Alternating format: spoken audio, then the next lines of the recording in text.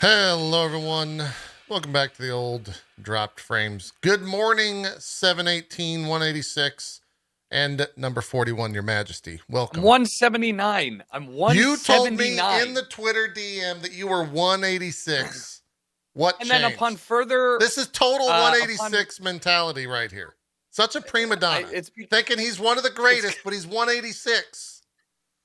I just want to be put. I want to be put where I deserve to be put, which is even further ahead of everyone else here. So if a 187 is murder, what would 186 be? Like, I don't know. Almost like it's premeditated really murder. Or yeah, I guess no, that's one step too far. It would be he's thinking about it would be like the Princess manslaughter. Bride, mostly dead. Yeah, you made someone mostly dead. Exactly. Co's still on the old maternity leave. I think he'll be back probably first week of November, maybe last week of October. So he's still getting used to having 3 kids, which I don't know if you ever get used to. I think that just kind of takes over your life, and that becomes your life. And so when he's figured out and felt like he's accomplished how to deal with that, he's welcome back to the show. Yeah. Max, how are things going for you? Hi, I'm pretty good. You're a little Metroid's tired. taken over my life. Yeah. I guess we have to talk about it. We will. You were up apparently until about 2 hours ago, something like that. I don't want to talk about that. Oh, okay. We don't want to. Okay. That's yeah, that was a stupid decision on my part. Well, it happens. It is what it is. Jerry. Yeah, oh, Max. What? Yeah. Sorry. I cut away way too fast. I'm relating to Co on a spiritual level because I'm still getting used to having a baby, and she's already 14 months old. So I'm still like hanging on the side of a ledge, and each finger is grabbing loose, and I try to restrain myself again. So I definitely sympathize with them. That's a little wild that it's already been that long.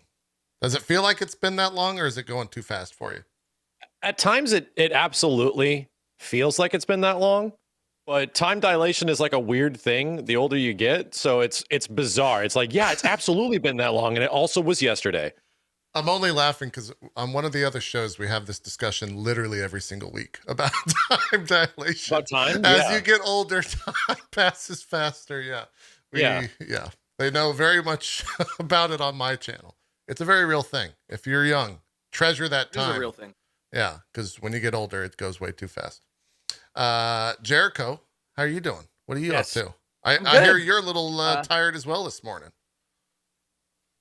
At least if Twitter's anything to go by. You said you were drinking your coffee. Oh yeah, I mean, it's just like I don't usually talk. Like usually the first words that I say, I have my cleaners are in the background, so this will be great. Maybe we'll get a guest 186 just out here to has people clean his house. That's not a luxury that I can. I'm sorry. It's totally that they're here tomorrow.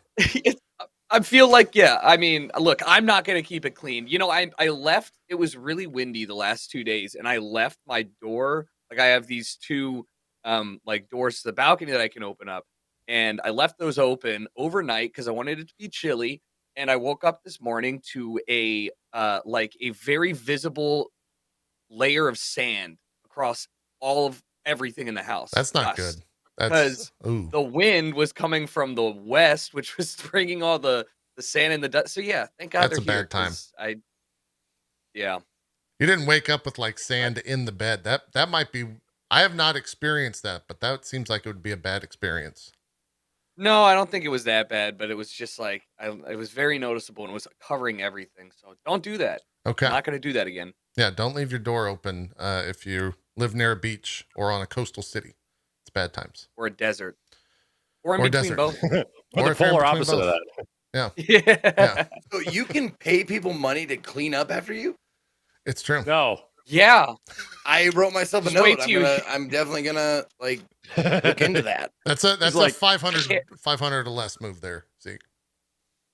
Oh. They'll ask you what your Twitch rank is, and if yeah, it's unfortunate. Can I fudge the numbers a little bit? Like, I mean, I don't know how they're going to check them. As far as I know, the website actually went down that I was using for rankings. It's one of the reasons why I had to go off a DM. Yeah, I saw that. I found the paste bin, which is where I found Max. Dude, I'm not even kidding. You guys mentioned it, and you reminded me that happened. Yeah. Like, I'm the news same moves way, dude. so fast on the internet now that I, like, forgot that shit took place. Totally. Yeah. And it's been a week. It has been a week. It's we have this unfortunate circumstance that occurs a lot on Drop Frames where we talk about the news the literal last on the internet.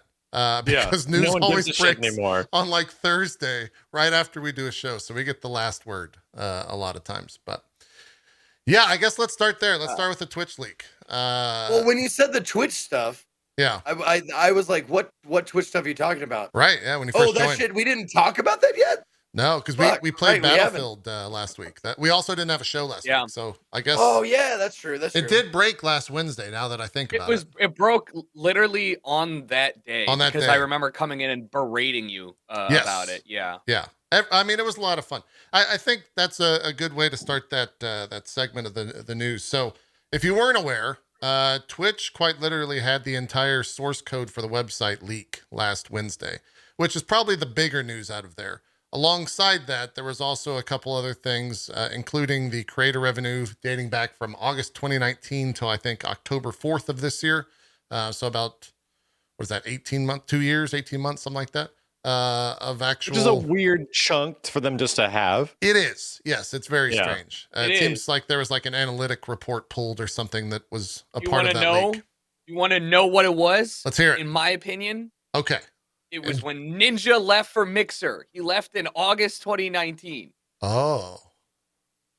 You think they pulled it then to like evaluate streamers for contracts? Yeah, contracts. Yeah, straight. Why else would you have that data? I think that's when they started tracking because they were like, I mean, that makes sense because they weren't doing that in the past. But yeah.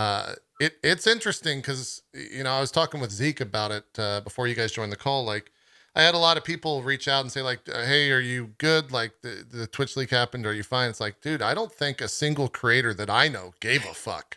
Right. Like we all just memed about it and, made jokes with our numbers and in a lot of ways it kind of like clears the air when you enter into a conversation. Cause you don't have to like, I think most streamers on the platform, at least that I talk with, generally have like an idea of what other creators are making on the platform. It's not necessarily like a secret that creators, keep close to their vest or their chest. I think it's the fact that a lot of people don't know what like the split is in subscribers and stuff like that. People just don't know what, like, you start off at like 50% and things like that. And that whole conversation, because I mean, some channels focus on that. And I think it's just because mine has been so different. Like I so never needed to like include subscriber numbers and stuff like that, like on my streams. Right. So when people eventually come across it, they're like, whoa, like, wow, really? And like, yeah, dude, I've been streaming for 8 years with like 10,000 people on average for a couple. Like, that isn't worth nothing on the internet, Right. Mm-hmm. I think in a lot of ways too, for me, it was a little bit of a, like, I told you so moment when Crit Roll was sitting at number 1. And like the reason they're number 1 is not only because they're obviously very successful, they have VODs behind a sub wall. And when you have a couple 100,000 people watching every single Thursday, some of those people are going to subscribe. I didn't know that. That was my whole business platform for 7 or 8 years. It's why we averaged like 5,000 or 6,000 subs. And it's why when we took it away, we dropped about 3,000 subs. I don't know if anybody else I don't know if any of you guys ran into this situation, but I definitely saw the same thing for Critical Role, where people were like, shocked. Good for them. I saw a little bit of that. Good for them.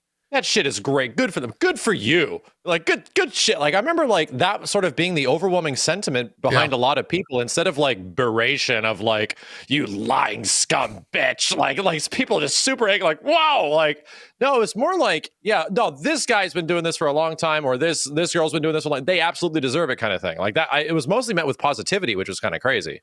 Yeah, I would say generally that was the case. I think there are the outliers, like Hassan obviously got utterly destroyed and became like the focal point for a lot of people. Hassan Abi, if you're not aware of that streamer.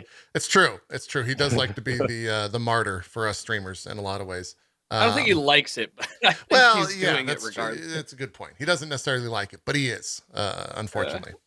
Can you like I'm not sure. Like people have a what hard happened. time understanding that a socialist can make money, and so like when he preaches constantly like redistributing the wealth or tax the rich, Oh, eat the okay. rich, and then he Sure. is also one of the rich. They just Sure. fail to. They can't comprehend that in a lot of ways. He also bought a $2.7 million house, and so like Right. that recently. There's a bunch of like news attached to all that. That it's just how it is. Yeah, I did see Max. You were talking about how everyone was very positive. There was also a side of I think the Crit Roll fan base that was like, they make how much money, and that was kind of like, well, what the fuck do you think they're doing? Like doing this for cookies and cream? Like, it's a business. They have like 30 employees, right? Like, there's a reason that they can afford that shit. It's that same mentality where or a lot of people I was seeing the impression where like, I can't believe these people get like paid this much money, which is like only a certain very extremely small percentage of people amongst the giant percentage of tens of thousands that barely even get a minimum wage, right? So just to establish it, the percentage is very small. Like this is like your chance of making it big in Hollywood kind of chances, right?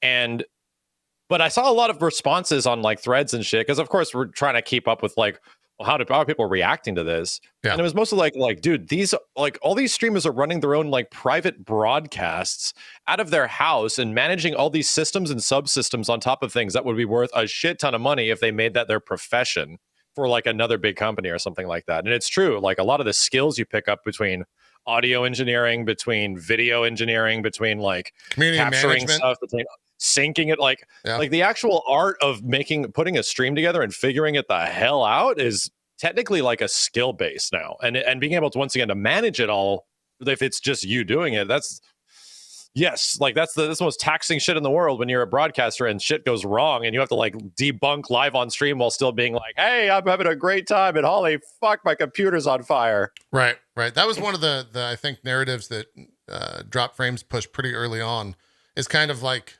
telling people what it is to be a broadcaster, right? Like we were very upfront with, just because we stream and play video games for a living doesn't mean that there's work. There's not work outside of that, right? And we kind of like pushed that pretty early on, and I think most of Ko's, mine, and Zeke's community are understanding of that, and most of the people that come on the show have communities that are understanding of that as well. But there's a lot of people that think, oh, you just turn video games on and do that for 7 or 8 hours a day. So some people you just can't change the minds of, right?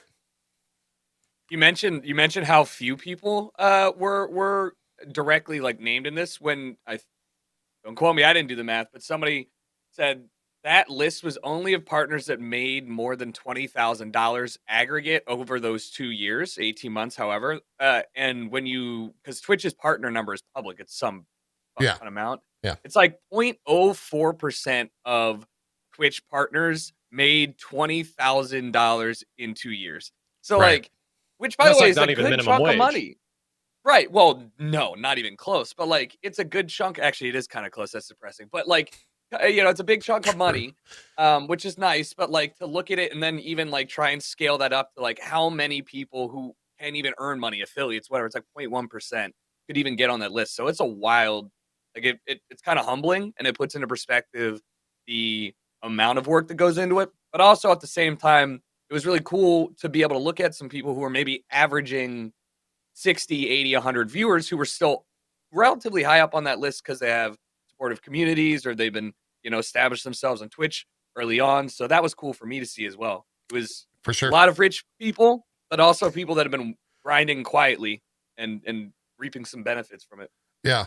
And also the thing that I think the reason why it didn't bother probably me or probably a lot of people is that like the biggest chunk of that money is from you guys out there. Like, it's not like I'm like Twitch is paying me a shitload.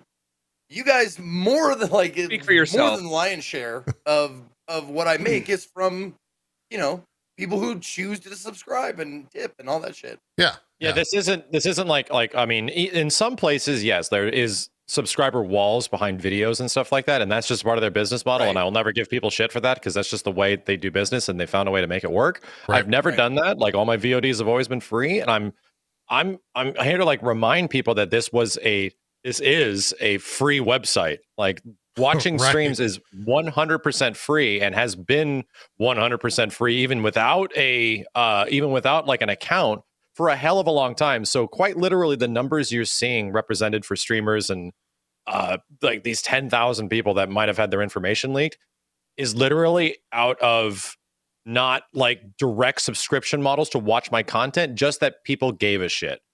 That Right. you had enough of an impact on somebody that they wanted to support what you were doing so that you can continue to do it. And that is honestly like one of the most honest friggin' models that you can kind of have on the platform in similar ways to what people have with Patreon and stuff like that, where it's like, yeah, you stay subscribed, I'm way more motivated to stream a whole bunch more. And that's kind of been the working relationship for a lot of people. Yeah. Yeah. That's a great point for sure. I think the other story that, we focused on the idea of the analytics being reached, but that's in my eyes, that's nothing compared to the idea that the fucking source code of Twitch was leaked, right? Like that's the big It's news. so Yeah. the source funny. code of Twitch was leaked. I need to repeat that to myself every once in a while to realize like how big of a deal that is. It's not necessarily that someone can like just spin up a brand new Twitch site. Those servers cost a fuck ton of money. And there's a reason why Amazon is one of the few companies that can do something like that, right? But yeah, the source code of Twitch was leaked. That's kind of a big deal. There was probably a lot of scrambling going around and probably still is behind the scenes. I think there was also a lot of like developer commentary left in that leak.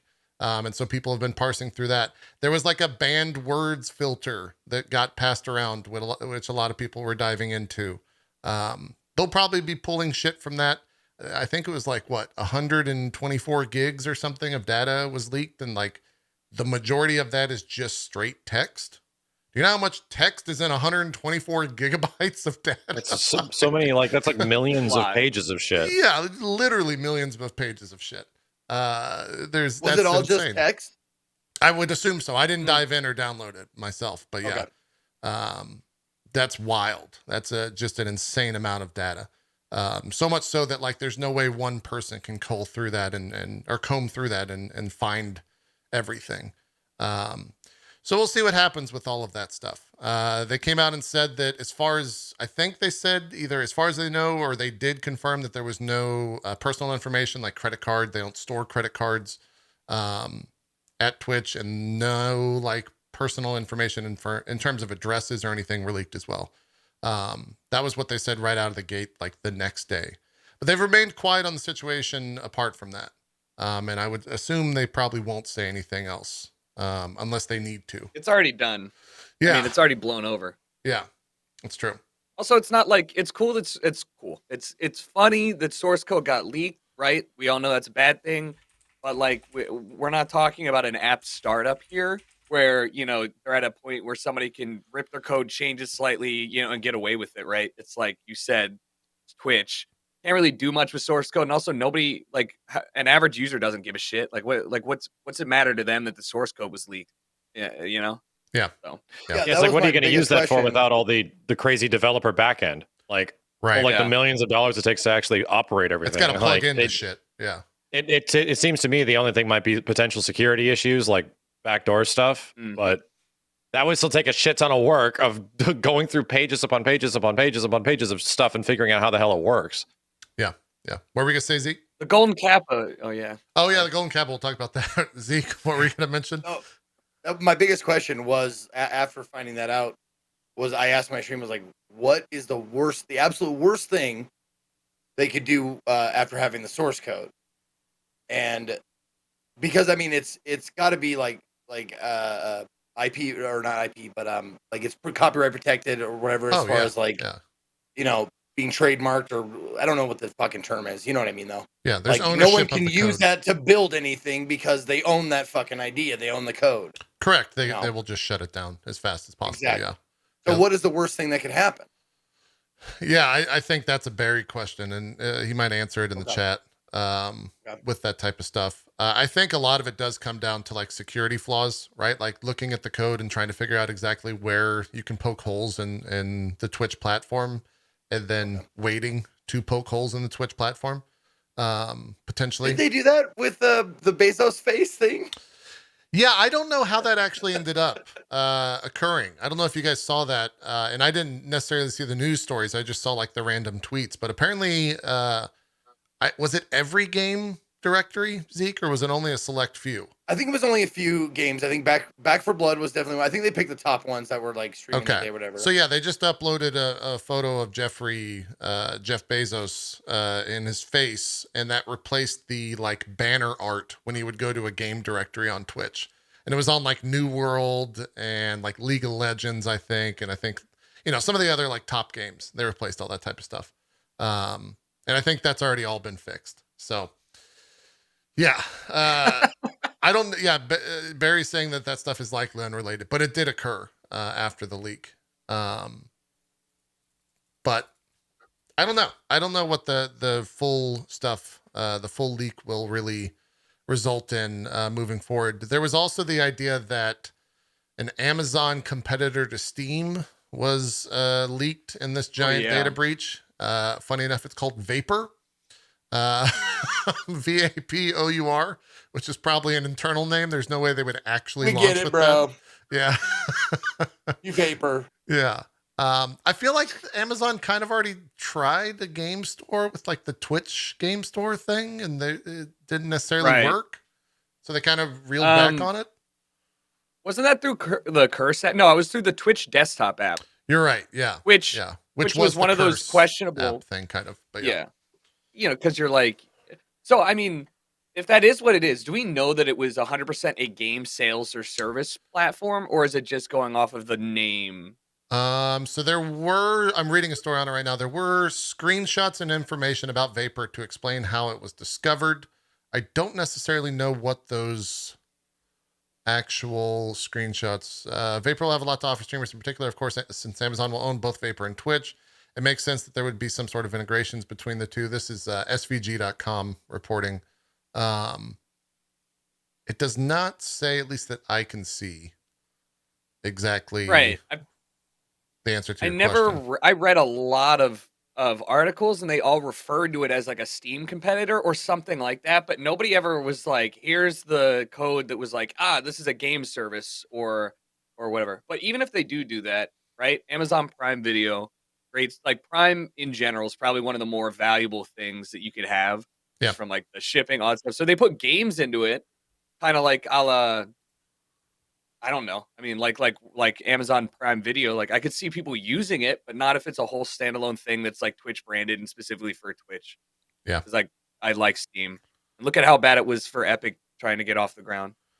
Yeah. Yeah. And in a lot of ways, I think, Epic will always be fighting that initial like thought of what Epic Game Store is, right? Like I still see that type of commentary every single day in chat when you mention the Epic Game Store. I think that there's a pretty big wall for a lot of folk that haven't necessarily climbed it to get over and just use it. When in a lot of ways, the free games that they provide on there, you should just go grab the free games, right? Like they're free games. You don't have to do anything else except download the Epic Game Store. If you have issues with it, apart from that, that's up to you. But yeah, we'll see. We'll see what happens with the Vapour stuff.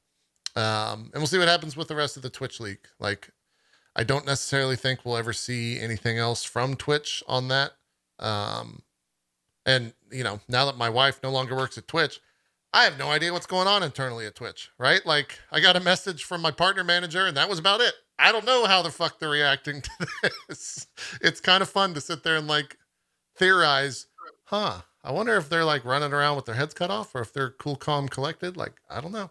I have no idea. There's definitely nothing cool and calm and collected when something like that happens. Yeah, right. People just like absolutely furious with anxiety for the next week until it's possibly people have hopefully forgotten that it exists. Totally. Yeah. You're probably right. It was interesting that I think their initial response came out at like, I think I got an email at like 3 a.m. Wednesday or Thursday morning, and then another one at 7 a.m. when they reset keys. I think a lot of that does have to come down to localization as well, because they were waiting for like, that would be like 9 or 10 p.m. UK time. And so they're probably waiting on like worldwide localization. So when they send that out, they can blast it out as in as many languages as possible. Yeah. Because I saw a lot of commentary like, oh, they responded so late to this. It's like, no, it's got to be localized, right? It's not everyone speaks English that uses this platform. It's kind of like the responses to the DMCA stuff. People wanted there to be an answer about this within like a week. Right. And it's like they have to put they eventually did it, right? They put systems in place so that you better track what the heck's going on and what exactly is being targeted and what songs they are. And it's like, okay, that's cool. But that obviously took like a couple of months because number one, they have to it's like a game. They have to beta test the hell out of it. They have to bug test the hell out of it, make sure it's actually functional. And that'll take the fact that it showed up in 2 months. I mean, granted, I was on YouTube when that shit happened and it took 2 years. Yeah. Well, it's also like legal. The 2013 to 2014 ish when the first stuff really started hitting. Yeah. And also, lawyers have to look at that, right? And they probably take more time than anyone, I would imagine, making sure that there's no ways that they will be liable for any sort of lawsuit at the end of the day. So, yeah, that was probably the biggest news story from the past week. There's been some other stuff regarding New World. I think we can kind of talk about the game as a whole. Jericho, I know you played it. Zeke, I think you skipped New World. Max, did you play any New World? Did you check it out at all? Totally skipped it. Okay. I'm Jericho. What real quick, and then we'll talk about the news around New World. Did you enjoy New World? I saw you were still playing it like pretty recently, right? Yeah, I play it off. I play it off stream pretty much every day that I can get. Yeah, I'm enjoying it. I'm enjoying it for a lot of the reasons that I think Valorant did and does well. In that there are, it's a really accessible MMO game for people that casually want to play MMOs, but also it does have, elements for people that are more into like playing every single one that comes out. I haven't touched an MMO or cared about one in like since RuneScape, old school RuneScape. So this was weird for me. I got on, it feels a lot like it. There's a lot of like chopping trees, mining for hours on end. It's relaxing. It's nice. I'm having a fun time with it, which is surprising. It's a great game for me to just kind of like, I just play it every night when I'm just winding down, I guess. Yeah. I put about 50 hours into it. I'll never go back to it. Yeah. I hit like a pretty hard wall. And I play, admittedly, I'm kind of the opposite of you where I play or have played pretty much every MMO to be released since like, I don't know, since WoW essentially existed. And even maybe before that. Right. In a lot of ways, the idea of an MMO is to try and hide the spreadsheet, right? And I think WoW was one of the first to do that successfully. They hid the spreadsheet of what that game is and what you do in that game so well that, players couldn't necessarily see that. New World's the opposite. I feel like that entire game was designed by spreadsheet. Like every single act that I did, I just felt like I was part of a giant number crunch. You're just ticking it off the list. Yeah. And it goes for everything in that game. There's so many things for me from like a thought process where it just felt like they've never played an MMO before. In a lot of ways, like I'll sound very harsh when I talk about it, but there's so many things in the game where it's just like, well, fuck, they didn't even think about the idea of how this could be manipulated by the player base, or they did and they just don't give a fuck. I think it's very telling that after I put all that the 50 hours in and kind of experienced the majority of what I think the game has to offer, it's very telling that game's $40 and there's no sub price, and they paid about $1 million or $2 million in marketing for every streamer to play it. They had giant numbers on Twitch on day one, 1 million plus. It did very well on Steam. And they're going to collect their $40 from everyone that bought it and kind of move forward. There's like no roadmap about it. And so I don't know what the future is for that game. What was that, Max? Do you think it's kind of a Sea of Thieves situation where it's like they create this thing and then give people enough tools and they'll make their own thing out of it? Maybe. And to be honest, I have seen a lot of content creators that are now like max level, which is 60. I think I was 35 at this point in the video. This is right after I decided to stop playing. You're still higher level than me. I'm level 32 right now. I played 50 hours about in 70 like 4 hours. days. So yeah. I played So a were lot. you just, I mean, So I think like all of your criticisms are super valid, right? And I also, and that's why it's good to hear from somebody who's played all the games and versus me. Like New World is a PvP first game, right? Yeah. Everything like the mobs, etc., are like copy pasted Mobs, throughout the quest, zones, everything are copy right? pasted. Right. Yeah. This game is the quintessential game for me to run around and I'm like, all right, well, I'm gonna go do this quest. Oh shit, here's a nice tree. Oh god, here's the iron ore. All right, here's this. Oh, I really want so like I have I'm like It's I have like addictive. 100. They got that right, Yeah, dude. right. I have a 100 wood cutting and 100 like all this shit. I've been doing that. You're playing what is supposedly the main part of this game, and I haven't even gotten to participate in the war events because they're so hard to get into if you're under leveled or if you're a casual player, Right. which I get, it makes sense, but there's no casual PvP area or way to engage in PvP casually. Like Correct. you might have where you can do a one-on-one fight in the wilderness in RuneScape or whatever. And that's where it comes down to a like an issue for me when I play a lot of the time solo or with like a group of two of my friends who are vastly different levels. You're right. But that said, they did data mine the whole map and everything, and it's like a little more than twice the size of it currently. So they've got to do something, right? And I'd like for them to have a roadmap, but they're really quiet on what they're gonna do, and the updates that they pushed out have been relatively small, like bug fixes and stuff. There are some glaring issues that I'm like, maybe now better than ever, right, guys? But it seems like they're kind of operating pretty slow.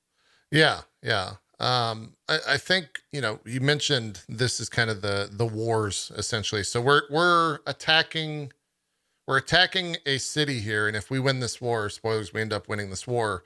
Then we take over that city for our company, which is like a guild essentially. And so our guild owns that city. We can like set the taxes in it. That stuff is really cool.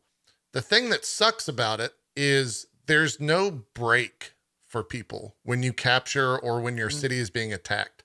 So much so that like we attacked this city I don't know what they're doing. Yeah, we attacked the city on a Sunday evening, and the way that the game functions is because our faction owned more cities than the other factions, the factions that own less automatically get a multiplier for their I have to explain another system. Action rep. Yeah, for their rep. So you do quest. The stupidest part of this game is to PvP, to get to what I'm doing right here, you do PvP quest where you literally don't PvP. You run from point A to point B to point C to point A to point B to point C with like 100+ people just spam turning in quest to move a bar from 0 to 100% that then forces war on that city. You don't have to ever fight someone ever. You just run by people. No, this is a core problem with that is like you would say one where you'd be like, all right, and nobody saw how this could be abused. Exactly. I have yet to do this. I went on one of these and I was like, this is not how the game should be played, nor is it a fun way to play the game. I'm not doing this. Because basically my entire faction chat is always, hey guys, doing, Brightwood train. And you get there and it's like half of your faction server. You have to have PvP on. They need to be randomized locations. And the whole goal is for you to take a PvP quest, go into another area's territory that is also taking PvP quests, and you're supposed to run into people doing the same quests and fight. But that doesn't happen because you see 50 of one faction running at you. You're like, all right, I'm not going over there. Like, I can't win. So it's stupid. It is. Chat's telling me now that the multiplier that I just mentioned was a bug, and so that was fixed apparently today. But the core issue that I was saying is to PvP, you do a PvE quest essentially, and you don't have to PvP to get to this point in the game is like fucking absurd. Because when we did PvP, when we did have small little skirmishes, the game was great. I had a fantastic time doing like little 2v2 and 3v3 fights. It was very much evocative of Dark Age of Camelot for me, which is a game that I spent, hours and hours in as a kid and enjoyed the hell out of that. You're on Gayok? Holy shit. Oh yeah, dude. I was super hardcore into that. We did like relic raids on New Year's Eve and Christmas morning and all that shit. When I was 13 or 14. You on, by the way? Someone in chat will have to remind me. Are you on a high pop? So we went to our own server and then it became a high pop. Where we had about a 500 500 to 1,000 person queue during prime time. So it wasn't necessarily like super big. Jeez. Right. If you logged in the morning, you were I wonder. fine.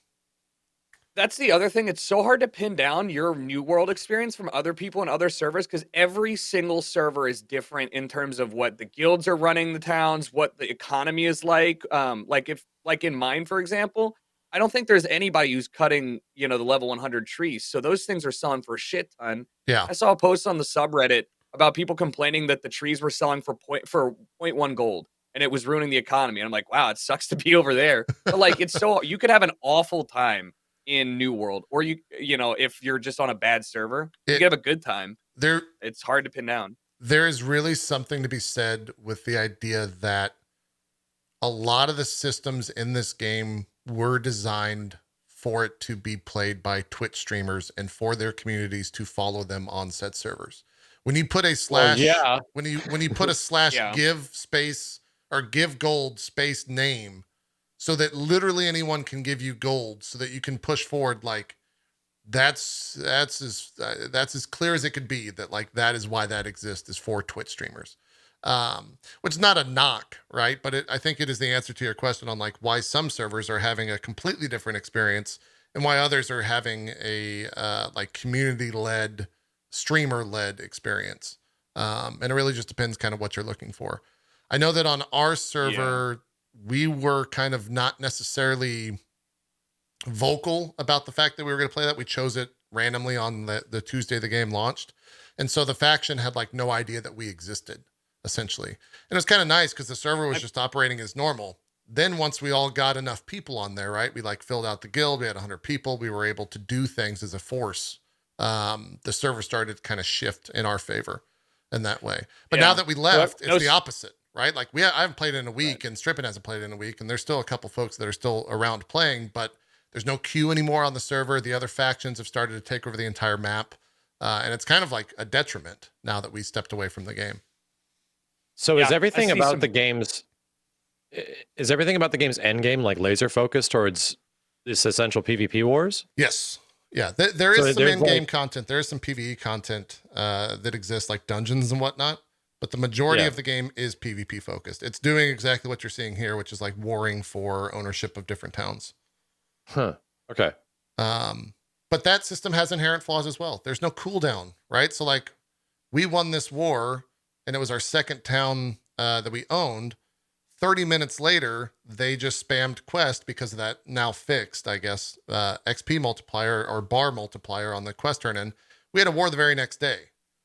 And it was the same thing, except we were defending. I mean, then 2 days later, we had another war. And then a day after that, we had another war. And I was already out, right? I was like, I'm not going to show up for this shit. Like, give me a cooldown to at least enjoy the idea that we took over this city. Because without it, it's just like, you're just always warring. There's no permanency, ultimately. Well, they fixed that, though. So it's like you can't really complain about that. Well, you can still go to war nonstop. It's just the XP multiplier isn't you as can high. go to. It's so hard. They still need, I think they need like a 5-day or a week cooldown, or maybe that's too long in the game, but like they need a cooldown to establish because, getting jerked back and forth between ownership and having your tax go up and down, that's a pain in the ass. But like the faction, the main like hold of our faction hasn't been to war in like 10 days. That's crazy to me. Yeah. So, yeah. And we're surrounded by all the other ones. So I don't know, like, again, also not a streamer server. So I don't think there's any streamers on it. Yeah. And I'm not public about it. So. It's a different experience for sure. Speaking of servers, there was a issue. I don't know. Maybe you can tell me how big of an issue it is that you can't switch servers. Yes, that was the big news. Yeah. Let's talk about that. That was the big news this week. So week 1 of this game coming out, obviously there were like ginormous queues, right? Like that was the meme. Playing New World was sitting in a queue, essentially. And they were on Twitter and straight up said, we will be offering server transfers in a week. We have this functionality already created. We're just making sure that it works, that there's no issues, and then we'll probably go ahead and launch it. That was launch week. I think it was Monday or it was earlier this week, maybe the end of last week. They put up an FAQ on their website, and they asked the question. So the transfer to any server statement issued earlier was not true. Eurogamer.net is reporting Amazon asked itself in a forum post FAQ. Unfortunately, the original information provided was incorrect. It was only going to allow server transfers on the same region. So the servers are broken apart from like US West, US East, and then I'm not sure of the other ones, but essentially you can only transfer, if I'm on US West, you can only transfer within the US West region. And so people that just like started on a low pop server on a different region from their friends are just fucked. And Amazon just flat out lied to the entire like player base. And they own it, right? Like they own it and say that, yeah, we're incorrect in stating that. But at that point, I know a lot of people that were just like, well, fuck this, I'm done. Right? Like I can't play with my friends at this point, and I've wasted, 20 to 100 hours leveling my character in hopes that I will eventually be able to play with my friends, and now I can't. And so they just flat out quit. That kind of seems like it wasn't. I don't know. Does it seem like they were trying to dupe everybody, or I does don't it seem think like it was this was that. probably an interdepartmental communication issue for a game that has a lot of I think it was huge that. elements and giant things, and this is essentially the first game the company has kind of released? I think it was that 100%. And it was, and by the way, it was not even like they tweeted publicly on their Twitter in a standalone tweet. It was a reply to somebody's tweet, Right. that was adding them, Jesus, right? So okay. it wasn't even like, right. So it was some social media person who was like, yeah, oh, are we doing server transfers? And they're like, yeah, and they're like, cool, yeah, you can transfer servers. It was Yeah, not malicious, exactly. but it's still And they asked super the wrong fucked. person. Yep. Yeah. Yeah. And it's like, but I can't imagine grind. Like if you told me I couldn't switch to play with the servers with my friends, I'm not doing it again. Like that's brutal. Yeah. It's fucked, right? Like it really sucks to put that amount of time and then just being told, oh, you wasted that time. You got to re-roll if you want, or you and your friend have to go to a brand new server where you can actually create characters. Because the other thing is on a lot of these servers, they just stopped new character creation so that there wasn't any one of them, yep. queue. Yeah. What matters was the friends you made along the way, so you could eventually, hopefully, leave them. And how much gold you gave to a Twitch streamer. Exactly. Yeah. Yeah. Yeah. So it was an interesting launch. Like I enjoyed my time with it for the 50 hours that I spent, but like as soon as I started to like see the spreadsheet, as I mentioned, I was out immediately. And I'm really curious to see what they do. Right. I think the basis of that game has some really cool things into it. The idea that, you got to see an entire faction working with one another just because of how the game is structured. You don't really see that often in video games these days. It's usually like a very me type mentality. And this was like, an entire faction of a server saying like, hey guys, we're going to meet up at this city. We're going to go raid this thing. We're going to turn in quests and then we're going to go to war type deal. And then the community is also set up like a Discord. So it's like, hey, if you're a guild leader, make sure you're in this Discord so that the other guilds can communicate with you on if you want to take this city or if you want to go to war, or if you need help from our higher level members in the war so that we can help you take a city because you don't have one. Like that type of shit is awesome. And I think that type of stuff should exist in an MMO capacity. And this is a great framework for it. It just sucks that the rest of the framework kind of fell apart. And we'll see what happens when they like hopefully revisit it. I would hope that they're not done. I would hope that they're not just like cashing out. But we kind of glanced over. JERICHO was talking about how everything's cut and paste. When he says it's cut and paste, it's quite literally cut and paste. You're doing the same missions over and over from 0 to 60. The literal same missions of like, hey, go hunt this thing. Go hunt that thing. Go hunt this thing again. Go hunt that thing. Go hunt this thing again. Go hunt that thing for 60 levels. It's rough. You know what's crazy though? Sorry, I was just gonna say it is like that. But I mean, I started thinking back to like my RuneScape questing, and I was like, you know what?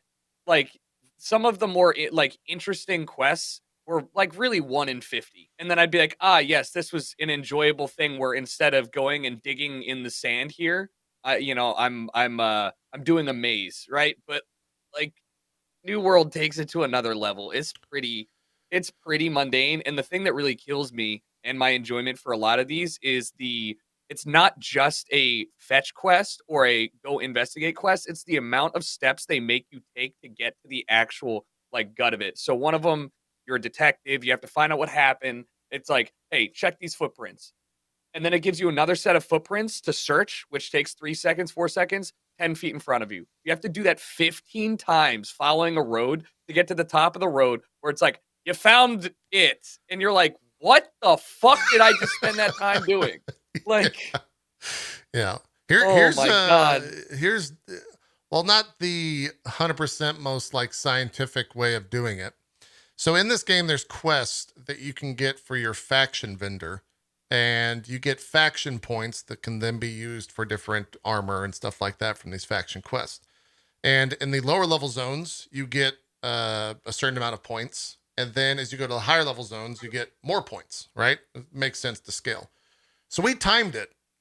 In this zone that I'm running in, which is one of the starter zones, it took 8 minutes to do a full loop, and you would get 800 points, give or take. And so it was about 100 points a minute for that run. I went to one of the later zones and thought, surely this isn't going to work out to be 30 minutes for 3,000 points. Oh, it is. 27 minutes is what it took for us to get those 3,000 points. And I was like, there's no way that it's that like thought out. One of the quests was actually to kill a certain type of mob in a certain area. And that's what took 13 minutes or so because the spawn rate was so low. And so if they really fucking tweaked it to make it so that it's about a minute for every 100 points, give or take, that to me was like a glaring spreadsheet peeking through the veil of the game. And I was like, I'm done. Like, I got to stop playing this. It really seems like the game is just absolutely suffering from launch blues. And if anything, I mean, from the very few MMOs that I've actually played, and if not large scale online games, they always come out shit. Like, Yeah. I can't even tell you one big, like, in defense of this game and one in defense of the game I'll probably never play. These games always come out with a shit ton of problems, and it's like a chicken with its head cut off. It's barely functioning. People are doing stuff kinda, and then all of a sudden people have nothing to do. If not, the end of it sucks. Right. So everyone drops off. Like it seems to be like this is just the natural way of online MMOs. And if you come back in 6 months to a year, they might figure it out. Yeah. I mean, Yeah. To be fair to the company, they only worked on the PvE aspect for about a year, right? Like I think the 6 years or so that this game was in development, it was a PvP focused game. And now that's like, that was probably like executive ordered or something like that because of some metrics data or something. And then it was from a closed beta. They got feedback like we need a PvE. Now it's the biggest focus of the game for the people that decide to put all that time into it. And it's not really well thought out, apparently. Yeah. Which is not surprising at all. Right. I mean, having only a year, right? If you have to be like fully operational in a year, you cut and paste quests. That's nothing what for an you do. MMO. It's not. Yeah, it's not at all. So it's like, I mean, to me, it's like I feel like they hit the notes they needed to hit because endgame at the beginning of an MMO is not important. Like if you think about it, really, the most important part is like the halfway part of leveling up. Like if it's a 50 level cap, then the first 25 levels are the most important because you're at least giving people some reason to come back if that process is fun. Right. Very few people anyway are going to make it to max level and start like grinding endgame. But that will have an impact over time if you don't do something about it because it starts to lead to bad word of mouth. Right. Yeah. Yeah. And I think that's also a very, the people that I end up playing with and talking with are like level 55, right? These people have been no life grinding the game and they have real jobs. It's not even like they're streaming for 8 hours a day. So like, pretty much the sentiment for a lot of these people are, all right, once I get here and I run through the end game, like open world dungeons and stuff, I'm just setting myself up to be able to come back fully leveled when they finally start, expanding the map and adding new content, which I'm like, I guess that's a pretty normal thought process to have, but I would also be cautionary, like JP said, and just if it's a one-time purchase, I hope they don't just say, "Well, that was a fun, experiment." Yeah, because it's not a games as a service. Right, and they haven't said like if they plan to charge for expansions or like future content or even, at least to my knowledge, I haven't seen anything like that. I don't want to sound like the game is a complete downer. They definitely understand the crafting and gathering system and how to make an addictive one of those. JERICHO kind Yeah, of touched on I've that. heard really good things about the crafting and the fishing in particular. Yeah, the Like, fishing's people just fun. love it. Yeah, All that in between shit. Yeah, it's fun. There is an addictive nature of the fact that all these trees that you can see right here on screen, I can go chop them all down. Every tree. Every tree. Even the giant ones. Even the giant you're just trees, I like- could just go up and like start hacking away, and like as long as I have the level 50 logging or whatever. Here's the thing. Yeah, that that's what I was gonna sucks. say. Like, isn't there a limit? Like, you have to be leveled enough You to do. chop that shit down. Yeah, you know. I didn't mean to show this, but it just happened. Because there was more than 50 people on my side right there near a fort, in the middle of battle, it just ported me home. Ooh. It just ported me back to a base. Because there was Why? more than That 50 seems people on our inconvenient. side. And it really sucks. Yeah, but like, why did that even? I don't know. That's weird. It's a dynamic gameplay difficulty. Don't whine. It was to make sure that the PvP is balanced or something, or Yes. so that doesn't crash. I don't know. No I'm whining. just saying, like, I just meant like, why does it let a 51st person come in and remove you in the first place? I don't know. Yeah, I really don't know. It was a weird one. It only happened that one time to me in all the time that I played. But yeah, the crafting Yeah, it's and weird gathering because is I good. can't. Go The ahead. one thing I really hate about MMOs, and one of the reasons why they have a tendency to bore me to tears, is getting around. Is getting around a fucking pain in the ass? in This is one, it. dude. You have to. I was gonna say you have to run and walk everywhere. There's no mounts. There is some like speed boost on some of the. There's no classes in the game. The way that they define character progress is by skill of your weapon. And so certain weapons have different skills and whatnot. But yeah, there's no mounts or anything. And to be honest, I don't think the game, like it didn't bother me that much. It has an auto run feature. But if you had a mount in this, it would completely destroy the idea of like open world PvP. And, you know, the better players have ways to catch up with you if they have the right skills that they've taken and the right like sub skill sets on all that type of stuff. But this is getting around in the game. You're running forward. You can also like fast travel around, not necessarily freely. There's like a resource that is required for that. And But at you least can warp though. Like you you can like, warp around. from town to town. Okay. As long as you're at like Okay. another warp point, you can warp anywhere across the map to another city. Okay. Well, that's It's a little different. that's fine. Like honestly, I was just about like I don't know what the fuck happened to me, but I got hooked on Valheim for a little bit, and I was just about ready to quit until like I finally got the level where I could, you know, build the portals, Yeah. and then I was like, oh, okay, now I can do this. A minor note, when you're auto running, you can't look at your inventory. So I don't know what the fuck you're That supposed to pisses do. me off so much.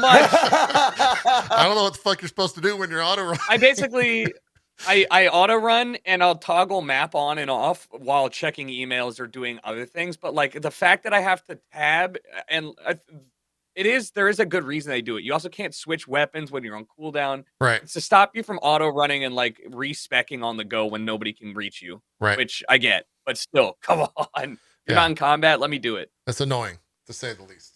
Yeah. When you pull up the inventory, I don't know if I've done it on screen. Your character basically like stops, turns and faces the camera, then your inventory UI is on the right and left. Yeah. Which, by the way, hands down, Really cool. one of the worst UIs I think I've ever seen in an MMO. It is a developer-made UI. Like there wasn't a UX guy that made this, is what I'm trying to say. It was We like, talked about that, didn't we? yeah, It's like God, it's the guy's bad. like, what? What do you UI. want? All the information is there in plain text. God, it is. Perfect example when they take the servers down. At least when they took the servers down the first time, maybe they've patched it so it looks a little bit better. The entire XP bar at the bottom was covered by just some text. And it just said, hey, we're taking the server down at X time. And it never Wait a left the minute. bottom of the screen. You're telling me that thin line at the very That's the bottom of XP the bar. screen, can it be moved? No, it was No, none of the UI it can was be a- manipulated. Well, some of it can, but not all of it. yeah. It's huge. It's the entire bottom left of your monitor to the entire bottom right of the monitor. Yeah. That's amazing. Yeah. And like, Does it go away when you get max level? you know, I don't know. I don't actually know if it goes away. I haven't. I was never max level, and You I haven't you tuned into streams. you can't gain XP after max level. I don't think it does go away apparently, but you can't like one they should let you at least like do what game is it? Is it Destiny or is it whatever you once you level up again, you get an item or like a loot box, Yeah, that used once to you be Destiny. theoretically level up. Yeah, I Yeah. don't think that's in Destiny anymore. But yeah, Oh. there's another system in place with the season pass, which is the leveling system post. Destiny's a whole thing. Let's not talk about it. I'm not gonna get into it. It's a little different for sure. But yeah, the UI for this game is fucking dog water. It's real rough. It's real rough. So, let me ask you a question. Are there like PVE events, like, or there's a dungeon, big giant monsters, and there's stuff world like that? bosses. Yes, There is. Okay, tons okay. of I haven't PvE seen anybody events. talking about it or anything. I never got to see a world No. boss. I know they exist, but Okay. You don't even need like even outside of that PvE events. There's the ever impending invasion that comes from the corrupted and lost souls. So little portals will pop up that range from I can do it solo at the level requested, or I need 5 people at the level requested that you can go around and you basically clean up the map. All those little red dots on the map when JP was looking at it. yeah, I'll try to find one. So here. those, yeah, so they appear and you run past them, your vision goes dark. It's it's not instanced or anything, so anyone can like run up and help out. Those like that. The JP just went past. Yeah, I just saw the thing behind it. So you take those out, That you right get a there. reward that thing. Yeah, a little spire thing, and then Okay. if I'll you don't explain take why care we're of doing this that, in a second. Go ahead, Jerry. yeah. If you don't take care of that, then it'll invade. You'll get an invasion. It'll be a huge PVE event, which they'll attack your city, and if your city loses an invasion, which pretty much all the time they are, your upgraded town like forge and shit gets downgraded a Yeah. level. So like even if you spend all the time and money upgrading your forge, you lose an invasion, it goes down to level 3 again. You can't make some of the good stuff. So that part, cool, and they need to expand on it. I agree. Yeah, they were definitely they were one of the more fun aspects. I do know that a lot of people that were leveling in like the 40 to 50 range, that became the main means of getting XP, was just spamming those across the entire world. Because it was like a pretty decent way to get XP. One of the cool things that I do like about this game, and then we'll probably move on if there's any other final thoughts. When you go prone in this game, it hides your name in terms of the draw distance that people can see it. And so you can straight up like turn a corner and hide from an enemy. If you get into a bush, they just won't be able to, like, they'll see like a body on the ground if they look closely, but they won't have a name above it. And like that type of stuff made for some really fun PvP stuff. If I was getting chased by a group, I would turn a corner and go prone, and then they would just like walk right by me. And it was awesome when that happened. Like the first time I've never seen that before in an MMO that wasn't just straight up stealth. The fact that anyone Same can with do crouch. that. Yeah, crouch as well. It like lessens the draw distance of your name for the players. That's cool. So here's my question at the end of all of this, at the end of all things. Okay. If there's like a giant bush of banana leaves, relatively normal in sized, is there character collision? There's character collision if you have a weapon drawn. Okay. So what you're telling me is that you can get your whole town, like 150 people, in a small clump of banana leaves, and everyone just rips out, and then you just gun it towards some town and take it over? Correct. People have no idea? Correct. Although you can't go and like take a town over. But one of the things that I was trying to do towards the end of the game, because it was very Dark Age of Camelot vibes, was there's set boxes for these PvP quest turn-ins, right? And so if the enemies are running the route to go to this box, they have to go to the box and right click it. If you're crouched, the people can't see you. And you can definitely like Zerg bomb people in this game. You can do like a 8v like 100 and potentially come out on top as the 8. I was trying to set up that exact scenario that you just described of killing the 100, because I saw a clip where someone effectively did it. I was always chasing that dragon. I never quite got it though. But yes, you can effectively do what you just described. If you find the like proper area to hide in away from folk. Yeah. The undiscoverability made me immediately think like, man, you can probably cram like 100 people into a really tiny spot if you don't collide with each other. You just all literally just Yeah, sit let on top of me- each other, and all of a sudden just bum rush towards an area. Like, damn, you're about to make one person's day really bad, and that'd be some great YouTube content. It Yeah, is dude, true. that's like some X-Men multiple man shit. You know, it's like Yeah, shit. like fucking just popping out of it. Yeah. Yeah, so if I get to, I'm trying to get into like the quest turn in stuff so you can see how many, you can have a lot of people on screen at one time. I just don't know where it's at in this 5-hour VOD. Like this is a 50v50 war and I was getting like 60, 70 FPS throughout it. So you could definitely do what you just described.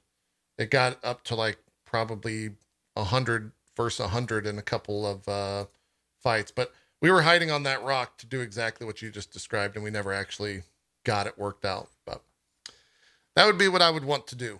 It would be a lot of fun to do that. We'll just have to see if they add something to make the rest of the game is that fun as well. I will say the streamers that are enjoying it, who are no longer sponsored to play it, are still playing it and still enjoying it. Most of them have hit 60. They're having a great time playing with their communities, and they've been streaming it every day since. So, there's got to be something there if they're still playing it and not being paid to play it, right? They wouldn't just continue playing that game. So we'll see. I hope they add some stuff to it. But yeah, that's kind of my final thoughts on it. Jericho, I don't know if you have anything else to add. Nope, I don't play games off stream virtually ever, but it kind of tickles that sweet spot where I don't have to try very hard, and so it does it for me. But I'm in the same boat. I hope they don't fucking like just leave it, because once I hit 60, if they don't have anything new, I'll probably take a step back. Cool. That they started. There's no like free trial or anything, right? We established that. Nope. So 40 like bucks. the online numbers on day one were like reaching 1 million on Steam or something like that, It was right? astronomical. Yeah, it was huge. They're doing just fine. They'll support the shit out of that game for a long time, because they're immediately executives are like, those numbers can be bigger. So they're gonna pump a whole bunch more budget that they made into making like big things for the future that'll get everyone to come back. Well, it's Or also make new people show up. from a grander scale, kind of taking a step back, it's also the first success for Amazon games in that regard. Yeah. And it's also a first success for, I think, Twitch and Amazon games that show them like, we can release a game that's not necessarily the greatest.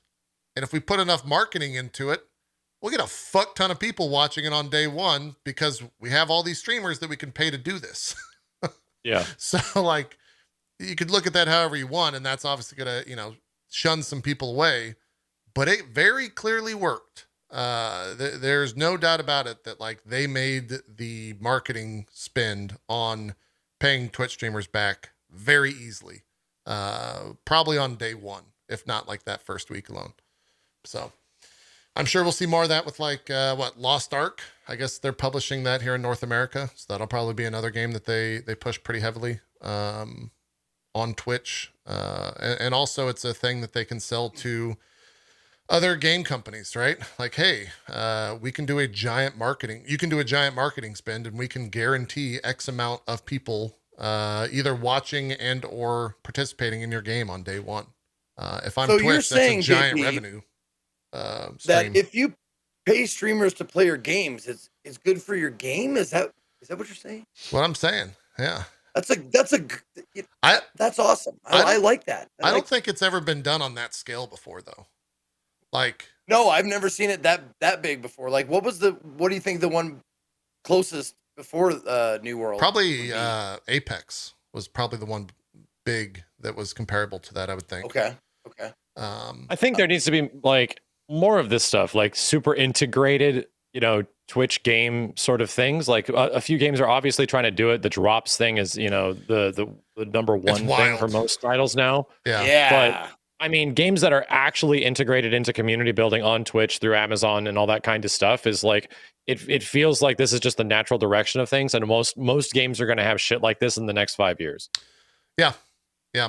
I will say this from a streaming perspective, after day one, after the initial sponsored stream that I did, one thing that they did for the initial 60 streamers that were in the beta sponsored portion of New World. Those 60 streamers or was it 66 or 60? It was one of those X amount of streamers were the only streamers on Twitch that had drops. And so because I was not one of those, after that sponsored stream, from a viewer perspective, or from a viewership perspective, absolute dog shit. There was zero reason to watch me play New World when the other 60 folk were playing New World, and I can get something from those streams. I agree with you for the most part, because like I too streamed without having drops, and it was like the prevalent question was like, "Hey, why would I watch you if I have to watch 10 hours of New World to get all the drops?" Right. Lucky thing was that the drops were fucking ugly. So like, whole games, like they were 100%. Like, it still drops though. So yeah, I looked at it and I was like, you know what? I'm good. So I saw very few people running around with those afterwards. So they kind of fucked up with that. But they weren't the best. Make it for everyone. It was really silly. Yeah. When I asked that, like, hey, are we going to be getting drops? And they're like, no, unfortunately, sorry. It was only for the 66 streamers or whatever. Oh, that's interesting. Thanks. I'm not going to be like, well, that's fucking stupid. I'm not going to, it's just, okay. I get it. I understand. Drops 100% need to get more interesting. Yeah. Like there needs to be things in games that like the broadcaster has direct relationship. Like you get 10 of this item and you could share it with your community, but only people that are like super cool in your community or random ones. Like you'd actually have control of some items and stuff like that. I agree. Like, that'd be kind of cool. It's like, oh yeah, you were one of the 10. Like, holy shit. Yeah. I agree 100%. I do like what Rust did, where they gave streamers their individual skins, right? So like Shroud or Myth had their own skin you could only unlock from watching that streamer. So it was personalized drops, and that was cool because like you are inherently rewarding your viewers because like unless you're just like super into Myth's skin, you're not going to watch it for them. You're going to watch your other favorite streamer get their item. Yeah, and I think and that's for collectors. That would be really cool. It would spread the viewership around if they had customized drops per streamer. I think that'd be awesome.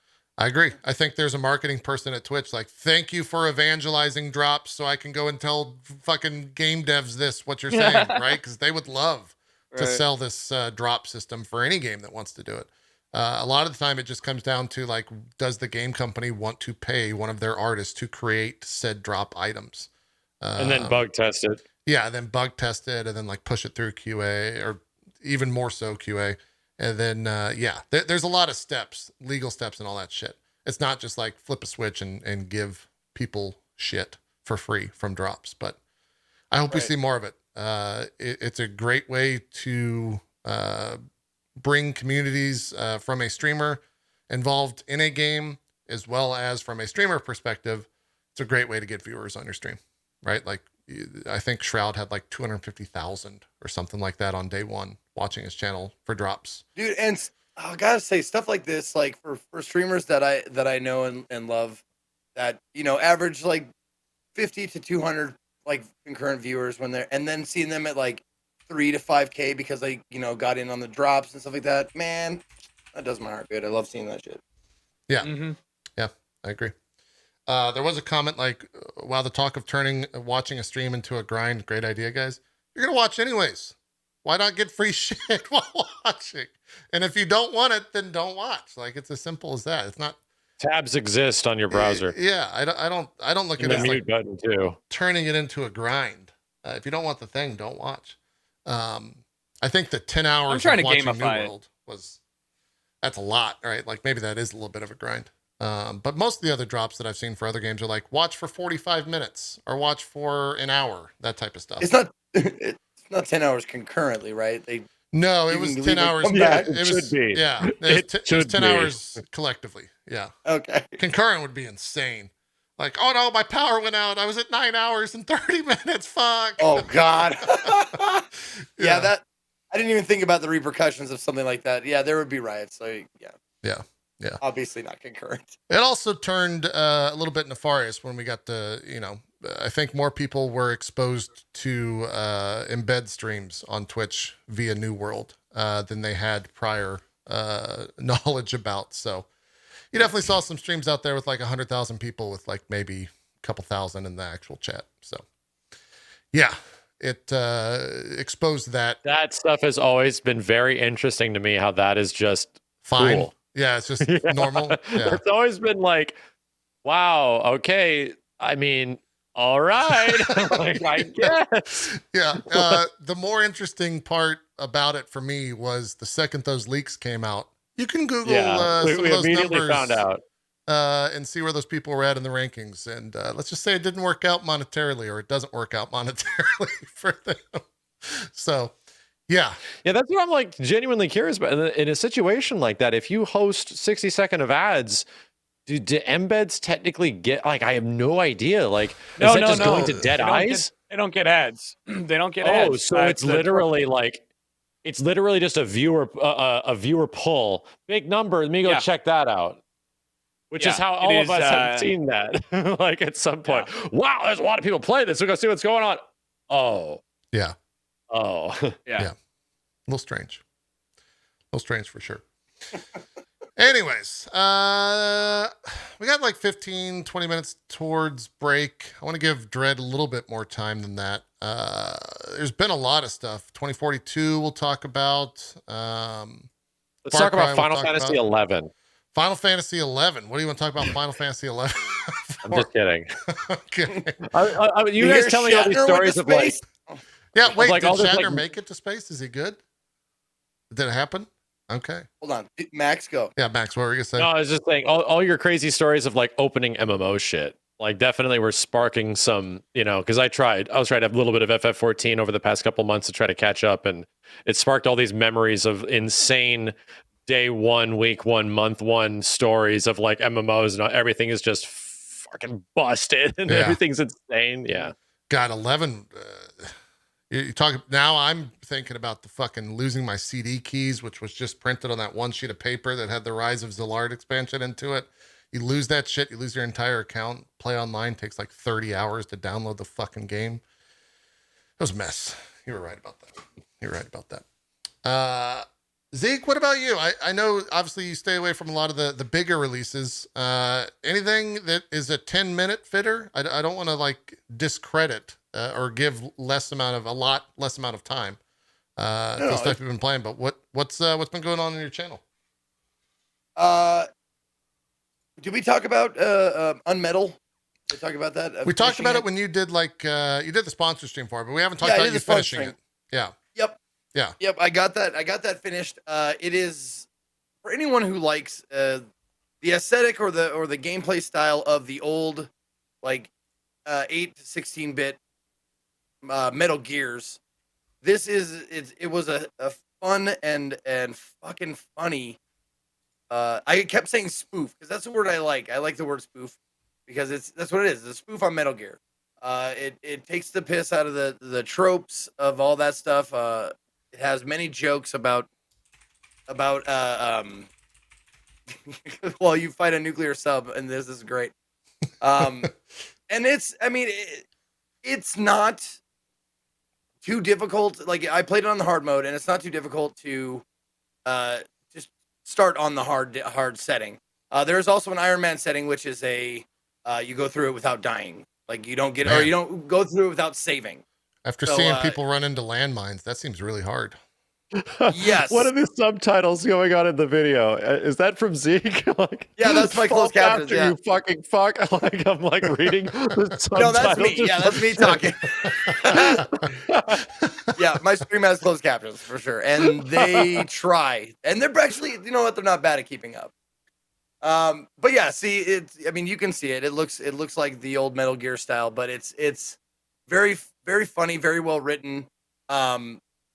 Just oodles of humor, and it's actually, a pretty decent game start to finish. It's not just like, a fuck around. Like, there's secrets, there's achievements, there's challenges that you find along the way and stuff, and some of the challenges can be pretty brutal.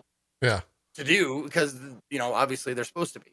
But yeah, mainly it's like I want to say it's like a 10 to 12 hour, maybe 10 to 15 hour experience, depending on how much you want to explore and try to find the secrets and stuff. I think it took me, let me see here. Oh, I can't go by my Steam numbers because I've played it logged at different times. Oh, no, okay. I played it at different times, different demos and stuff. But I want to say it took me probably about 15 hours to do, like, for me to play it. So it's going to be way less time for most people. Yeah. But it was fun all the way through. It's a concise story. You can I don't think I'm spoiling anything by saying you finish the game, you can get different endings. Yeah. But it's just it was a really fun jaunt down memory lane. I'm reading the subtitles now. Call fucking boss. Yeah. Fuck. What? Yeah, fuck.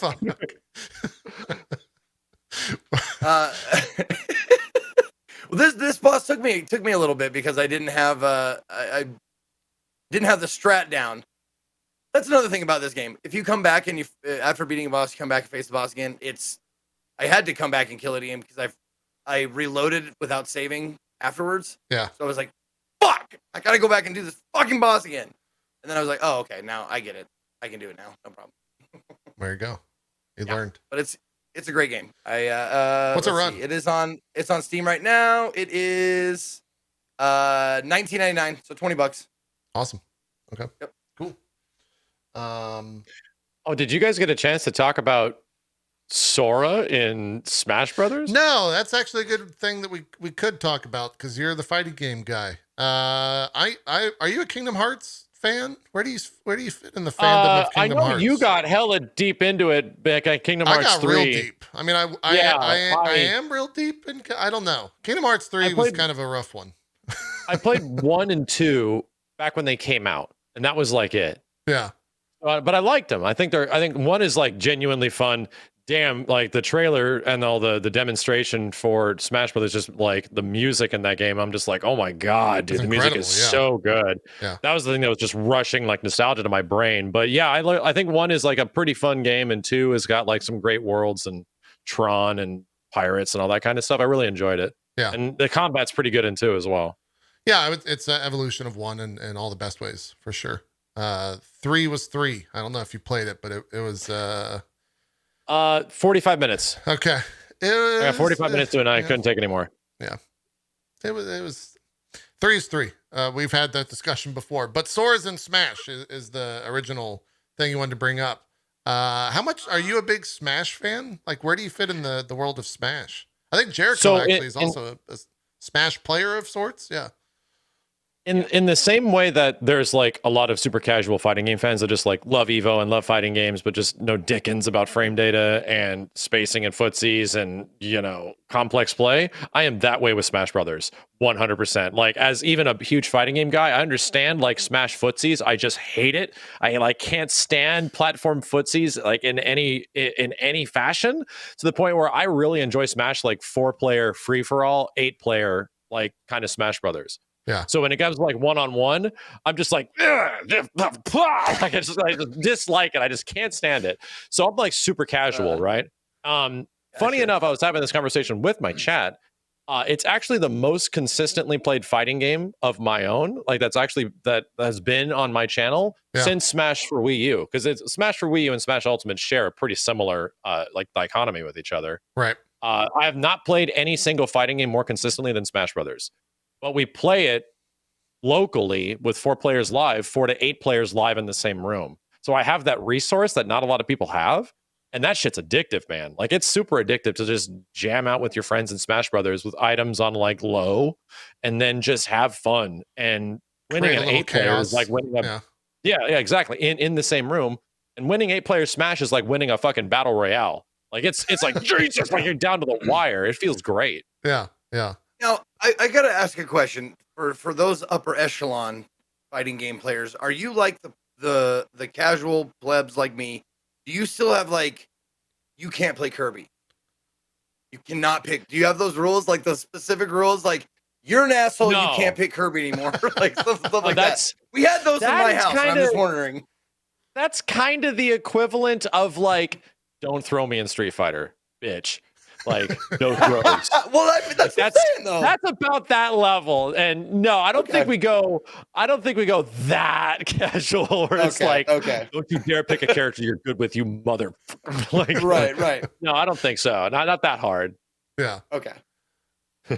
I never got into Smash Bros. So I'm curious, like, is Sora being the last one, right? Of what, So dumb. 89 characters? Some absurd amount of fucking characters. Yeah, it's insane. Yeah. Like the game is actually and I've had this conversation with my chat a lot, like speaking indirectly about Sora, but about the roster. And because even Sakurai has said this, nothing like Smash Ultimate will ever exist again.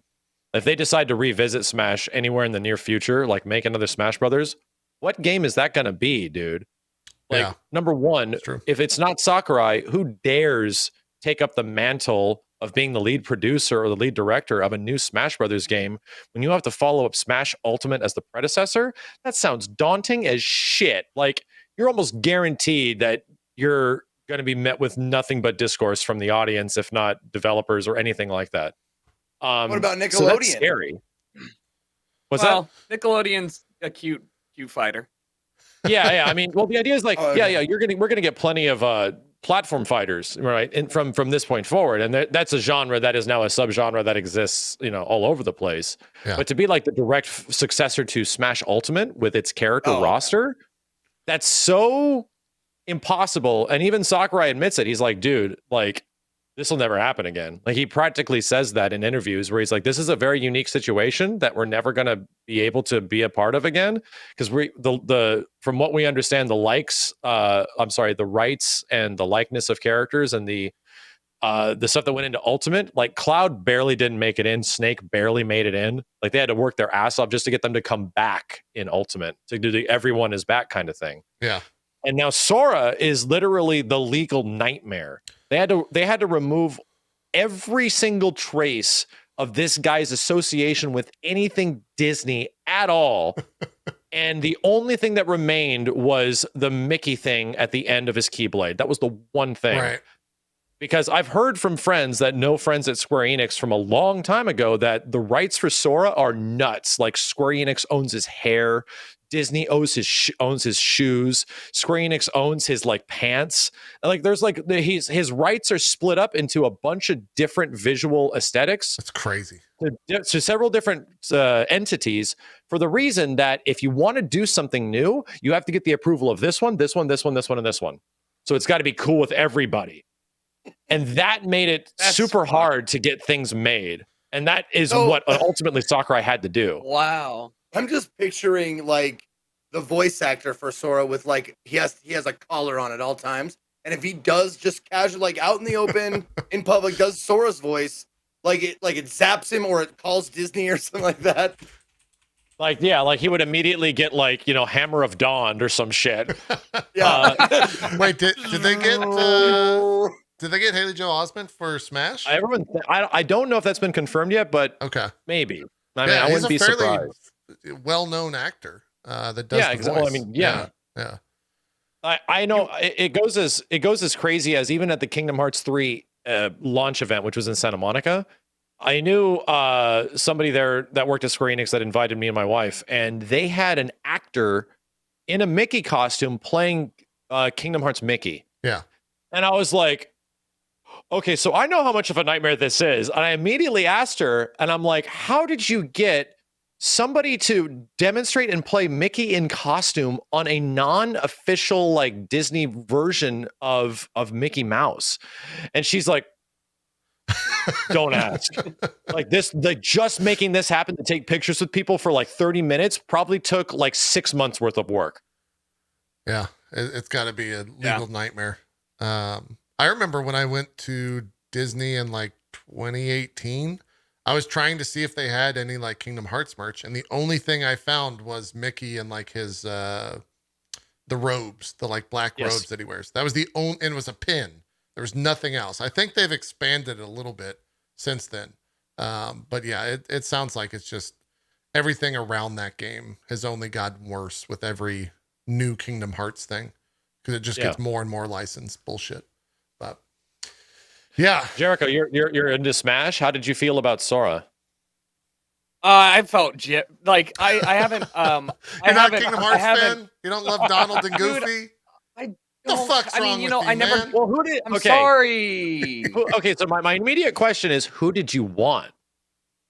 Okay, I think that given the types of crossovers that we saw, I really they did tease Doom Guy quite a bit, and I think that given like putting fucking Steve from Minecraft in, like there are now characters in this game that are so comical and incredible that I would have never guessed it. Put whatever the Fortnite guy is in, like at this point, right? Yeah. But to have Sora, really impressive, really cool, not my thing.